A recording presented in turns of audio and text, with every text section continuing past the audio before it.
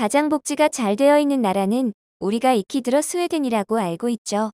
그러나 최근 스웨덴이 엉뚱한 논란에 휩싸이며 주목을 받고 있습니다.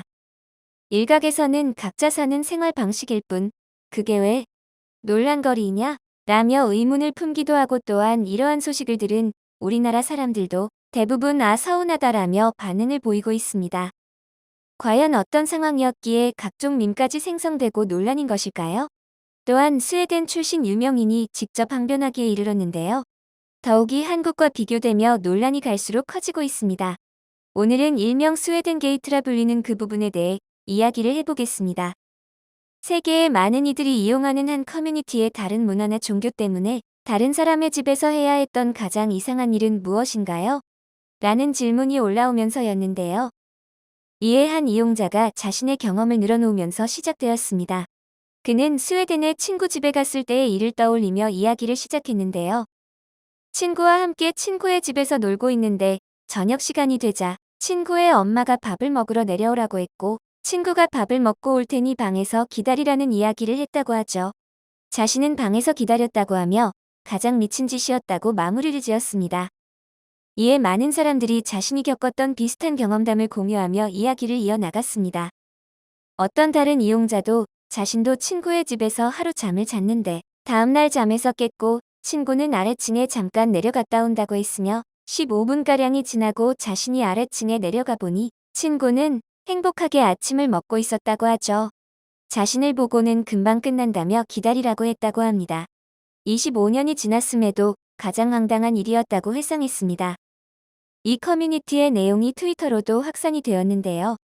조금 더 쉽게 이용하는 사람들이 많다 보니 스웨덴 문화에 대한 갑론을박이 계속해서 이어졌습니다. 스웨덴뿐 아니라 일부 북유럽 국가에서 비슷한 경험을 했다는 이야기가 많았는데요. 여기서 중요한 사실은 어느 한 나라의 문화가 형성되기까지는 단번에 이것이 우리나라의 문화라고 정해지는 것이 아니라 역사적 사실과 자연 환경 등 생활상의 많은 다양한 일들을 겪고 오랫동안 암묵적으로 형성되는 부분이 있기에 그 문화에 대해서 옳고 그름을 판단해서는 안 된다는 것입니다. 서로 다른 모습들이 수없이 공존하기 때문에 그 나라의 문화 또는 함께 이야기를 나누는 사람들의 문화를 있는 그대로 받아들여야 한다는 점은 상기할 수 있어야 할 것 같습니다. 문화적인 차원에서 이해를 하고 스웨덴은 그런 문화고나를 전제로 다양한 경험담을 몇 가지 더 공유해보고자 하는데요. 많은 사람들이 안타깝다고 이야기하는 일이 있었는데요. 우리 부모님이 이혼해서 경제적으로 많이 어려웠음. 한 번은 그 친구네 집에서 하룻밤 자기로 했음. 친구가 집에서 밥 먹고 오지 말라면서 자기네 집에 와서 같이 버거킹 먹자 했음. 즐겁게 버거킹 먹었는데 먹고 나니 친구 엄마가 네 식사 값은 얼마란다라고 말함. 나는 돈이 없었기 때문에 패닉에 빠짐. 친구 엄마는 화가 나서 우리 엄마한테 전화하라고 함. 난 진짜 너무 창피했어. 다음 날 집에 가서 엄마가 그렇게 화난 걸 보게 될 줄 몰랐어. 친구네 가족은 수영장 딸린 멋진 집에 차 2대 굴리며 살았음. 우리 가족이 경제적으로 힘든 상황에 빠져 있는 것도 알고 있었음. 심지어 우리 엄마는 그 집 애들한테 얼마나 잘해줬는데 그럴 수 있는 건지 이해할 수 없음이라는 경험담은 어린아이한테까지 너무 심했다며, 아무리 국가적 감성이나 가족마다 경제관념, 육아관이 다르다 해도 심했다는 이야기가 대부분이었죠. 스웨덴에서는 보통 초대해서 친구들에게 맛있는 것을 먹이겠다는 좋은 마음으로 음식을 접대하면 함께 먹었던 친구들은 n분의 1을 해서 음식값을 지불한다고 하기도 하죠. 함께 홈파티를 계획해 음식을 나눠서 가져올 경우에도 스웨덴 친구들은 자신의 것만 가져와 그것만 먹는다고 하는 경험담이 줄을 이었습니다. 스웨덴 출신 팝 가수로 유명한 자라리슨 또한 문제가 불거진 트윗을 리트윗하며 스웨덴 문화의 정점이라고 이야기했는데요.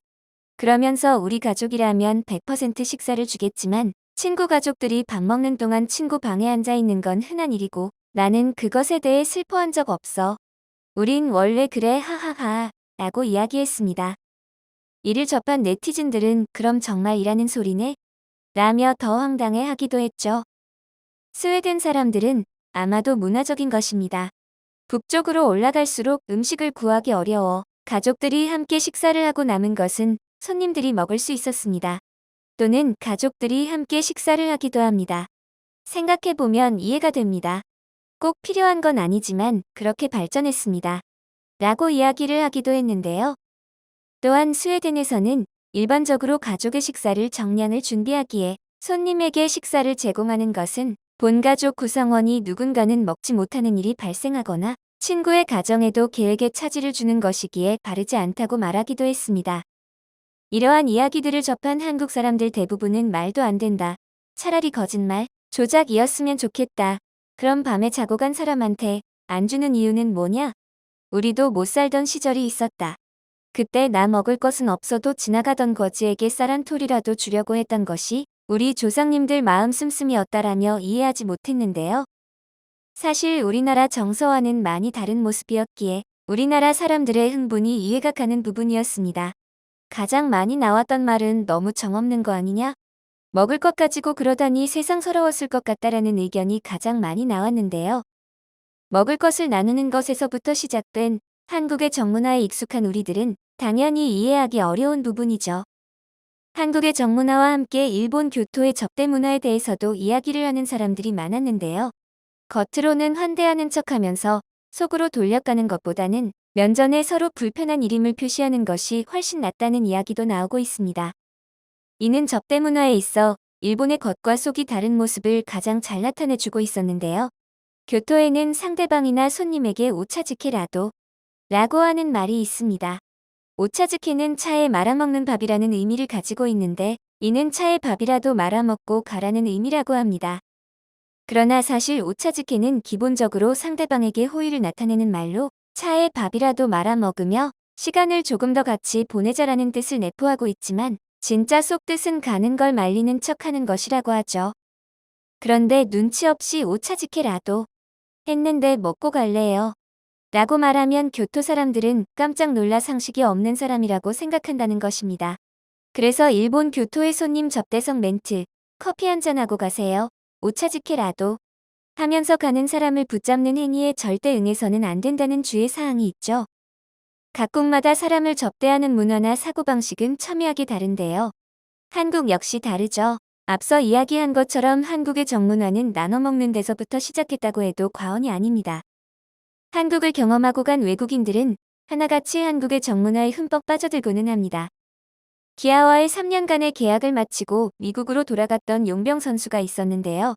미국으로 돌아간 뒤 필은 잘 지냈다. 다들 아시다시피 디트로이트 스프링 캠프에 갔다. 한국에서 좋았던 기억을 잊지 못했다. 라며 소회를 밝혔습니다. 이어 한국이 좋았다. 야구만으로 봤을 땐 응원 문화가 특히 기억났다. 한국에서는 선수단 모두가 함께 이동하고 같이 밥도 먹고 가족같이 지냈다. 미국도 물론 그렇지만 개인적인 느낌이 더 강하다. 미국에 가서도 기아 경기를 다 챙겨봤다. 1등이더라. 아이들도 다 광주에서 나와서 한국이 그리웠다며 오히려 미국에서 더 외로웠다고 밝혔는데요. 필 선수가 가장 인상 깊게 느꼈던 문화는 같이 밥을 먹고 가족처럼 지냈다는 것이었죠. 한국에서 외국인 재연 배우와 리포터로 활동하는 독일인 다리오 조셉리도 비슷한 이야기를 전한 적이 있습니다. 한국 와서 느끼긴 했지만 독일은 개인주의가 많다. 나눠 먹고 함께하고 하는 그런 게 없다. 자기 것만 해서 먹는다. 그 문화적 차이가 견디기 힘들었다. 그러나 한국은 내 거가 없다. 함께 밥을 먹고 촬영차 지방을 돌아다니다 보면 무엇 하나라도 더 주시려는 넘치는 정을 느낄 수 있어 행복하다라고 말합니다. 단순히 무언가를 받아서가 아니라 그 속에 담겨진 따뜻함이 좋다고 하죠. 먹을 것에서 정난다는 말이 있습니다. 그 인심을 가장 잘 표현해주는 것은 이제와 생각해보면 고봉밥 아닐까 하는데요. 어쩜 젊은 세대에서는 낯선 단어인 고봉밥은 어른들에게는 정겨운 단어일 텐데요. 그릇 위로 수북하게 높이 담은 밥을 말하는 고봉밥은 그냥 단순히 밥이 많아서 의미가 있는 것은 아니죠. 모두가 땀 흘리며 열심히 살아오던 시절, 늘 한 끼 때우기에도 급급해 먹을 것이 없던 시절에도 자신은 굶어도 자식들은 배불리 먹이고자 부모님의 마음을 고봉밥에 담아낸 것이었죠. 그 고봉밥을 먹고 자라먹는 것에 정을 담는 의미를 우리는 잘 알고 있습니다. 그래서 가족이 함께 식사하는데 손님이라 소외시키는 스웨덴 문화에 어쩜 더욱 열을 내고 있는 것일지 모르는데요. 개인주의가 강해지는 시대에 밥 하나에도 정을 담아냈던 한국식 문화와 먹는 것에 서럽게 하면 안 된다고 흥분하는 한국 사람들의 마음이 더 따뜻하게 느껴지는 요즘입니다. 영상을 끝까지 시청해주셔서 감사합니다. 구독과 좋아요는 영상 제작에 큰 힘이 됩니다.